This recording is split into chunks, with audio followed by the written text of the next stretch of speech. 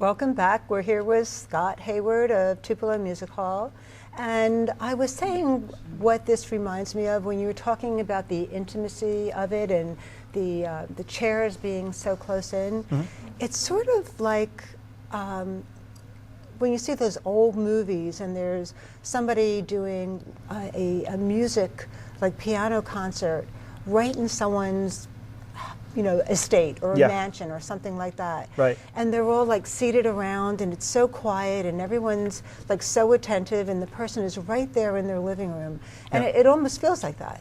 Yeah, I mean, you almost can think of the room as a giant stage and everybody's on it because of the way the venues. Yeah. And that's the idea. The idea is that it kind of has the warm feel and look of a living room, as intimate as possible.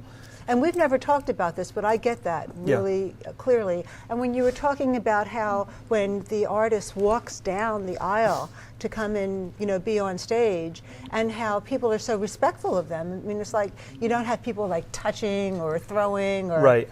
Well, in your home environment, in your living room, you wouldn't do that. Exactly. And they treat people like they are honored guests. Yeah, and there's definitely that mutual respect,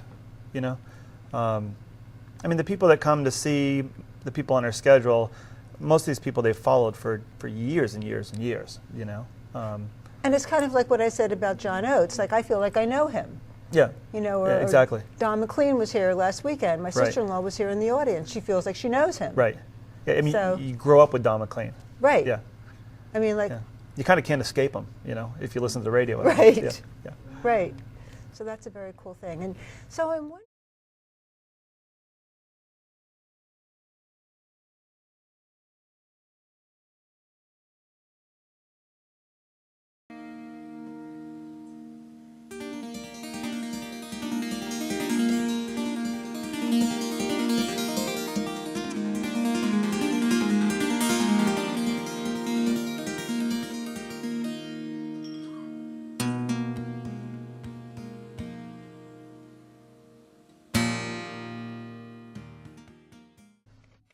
So here we are in the famous green room of Tupelo Music Hall, and I've never really gotten to sit in here before, and it's kind of cool, all these posters around, and it's kind of green. And very green. It is green. What happens here? Well, this is where the band pretty much hangs out. We've had a lot of stuff signed over the years. We have a pile of stuff that still has to be put up. It hasn't been signed yet. But it's interesting to come up here and you can just see kind of the history if you look at who's been through. And tell me some stories. I see Paula Poundstone up there, the Radiators. Yeah, Paul, over here we've got the Radiators who just had a farewell tour, who just played the venue I think about a month ago actually, last time ever. Little Feat, John McEwen from the Nitty Gritty Dirt Band. We've got Alejandro Escovedo over here. Down the hall we've got John Hyatt, Johnny Winter, all kinds of people come through here. Yeah, it's kind of fun. So what do they do here? They just kind of hang out? Yeah, this is usually where they vocalize, practice a little bit before the show. This is when Stewie starts barking because... Exactly. Yes. Yep. Stewie's not real though. No, he's not real. No. So yeah, and we have some decent parties up here after the show sometimes. Can you tell me a couple stories, like memorable stories of events that have happened, that might have happened in the green room or started in the green room, or things that might have happened but never really happened? Yeah. Well, James Cotton, who's a real famous blues guy, dumped a glass of cranberry juice on me. Oh, that's nice. Yeah. Not on purpose, but it was kind of funny. Every time he plays now, he reminds me of that. No, some of the we had actually a band called Carbon Leaf recorded some the songs for Curious George, the movie. Really? Right in this room here. Really? Yeah, right before show. Yeah. Wow. Which is kind of cool. Yeah.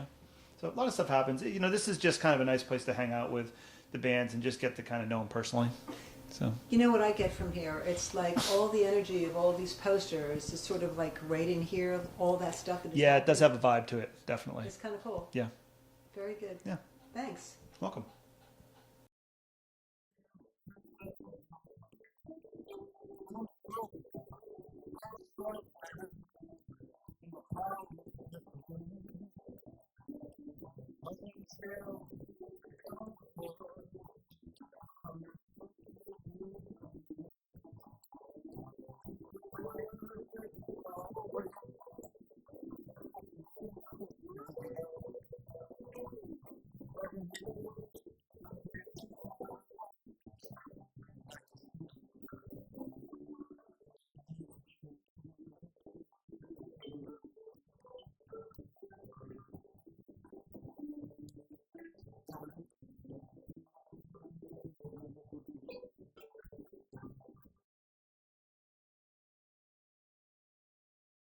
And now we're at the console of Tupelo Music Hall with Scott's main man, Rob Cultus. How you doing?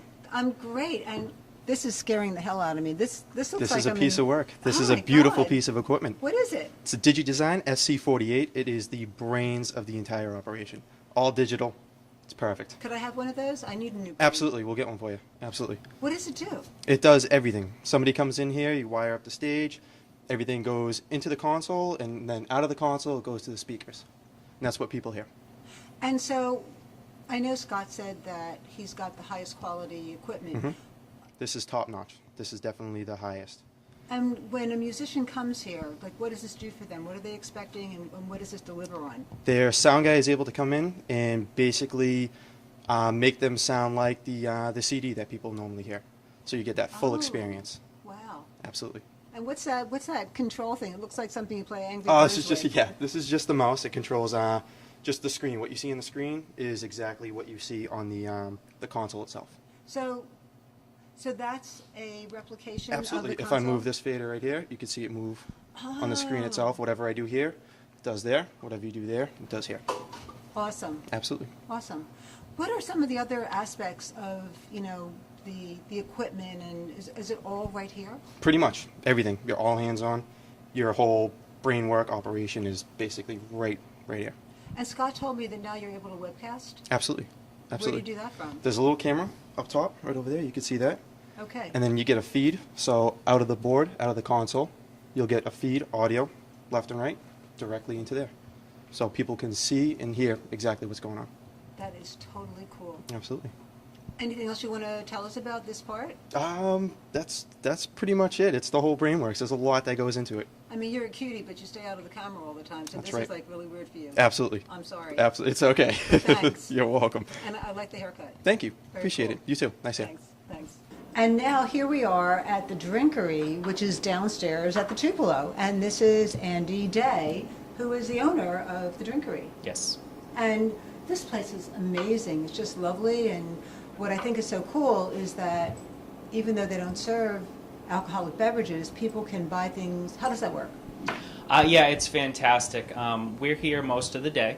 Couple hours before the show, get everything ready. People start to trickle in and look around for various local beer selections, wine selections. Sell that to them, and then they head upstairs and enjoy the show. Occasionally, we have people come back down the stairs during the show to get a refill and head back up. Very cool. Yep. What are you most proud of down here? I think the growing beer selection. When we started out, it was maybe about 100 beers, and now it's up over about 250 on average Wow. of different beers. Stuff you've never heard of before, some stuff you have, and we keep growing. And So that's probably what it is. Are they local beers? Are they from all over? Or are they? Some are. We have, some like the White Birch that we carry. He's right up the street in Hooksett. He brews locally. We have stuff from Vermont, from northern New Hampshire. We have a lot of wines actually, just in the surrounding towns. Sandown has Zorvino Vineyard. They're here. Candia, same thing. Lots of local stuff. What are some of the weirdest labels that you have here? The weirdest, as in like the look of the label? Yeah. Probably Brewdog. It's a company that they kind of name all of their beers after different dogs, and they're these real pen scratchy labels, and they're really crazy, and you kind of have to decipher it, but they're very cool to look at. Other ones? That's cool. Weird labels. A lot of the seasonal stuff, a lot of the local stuff, they do really cool graphics. They have like local designers, so they have just stuff that's really interesting to look at. That's part of the whole beer revolution that's kind of happening. And wine bottles as well? The wine bottles too. There are so many phenomenal wines. They just kind of broke out of the box, and they've just Broke out of the bottle. broke out of the bottle. Yeah, I mean it's fantastic what they're doing with it. It's the whole industry is changing, and it's becoming a complete experience to buy wine, buy beer, and buy local people. It's really cool. Well, thanks very much, and I think this is really awesome that they have it right below the Tupelo. It's great. Thank you for stopping by. Thanks. Scott, this has been really fun. I've really enjoyed it, and I really appreciate you giving us the tour. You're welcome. And so I just wonder, we just had a little break. I wonder how your Angry Birds game went. I didn't play Angry Birds during the break. I was making fun of Rob, Oh, that's good. who was playing Angry Birds and doing it quite poorly, actually. On my, I hate yeah, that. yeah. I really hate when that happens. I just have a couple wrap-up questions for you. Who is the person, or who is a person in the music venue industry that you really admire? Is there someone? Gee, that's a tough one because we come into contact with so many people. Just maybe a couple people who come to mind for whatever reason. Mark Cohn is Tell me definitely about someone him. in the business that I admire. Mark's a singer-songwriter. He's got a couple albums out, maybe 3, I think, but he doesn't have many albums, and his albums are all like best of, Really great songwriter, solid guy, just one of the more enjoyable people to work with. Yeah. There's an agent, there's a bunch of agents that I work with that I like, but there's a guy named Brian out of Monterey International, and he's doing this for the right reasons, and that's always, what'll get my eye. Well, that was a perfect segue into my last question. And I've been asking everybody that I've been interviewing this question. And how would you fill in this sentence?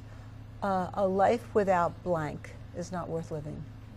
Oh, well, yeah, I would just say a life without music is not worth living. Yeah, definitely. Why?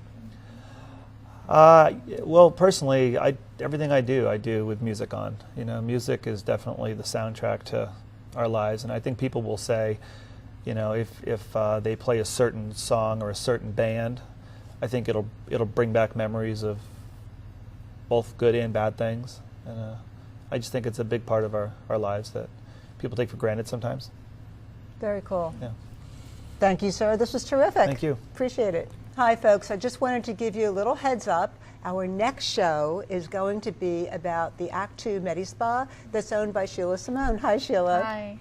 And we're going to take you right on premises to her site where they're going to learn about, real quick, a couple things.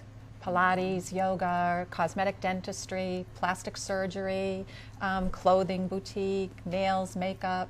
The whole 9 yards. So tune in. We can't wait to show you Act 2.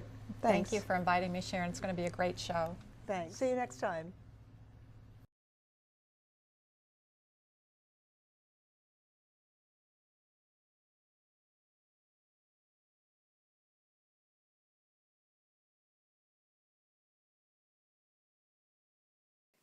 You a cutie? Oh, good boy.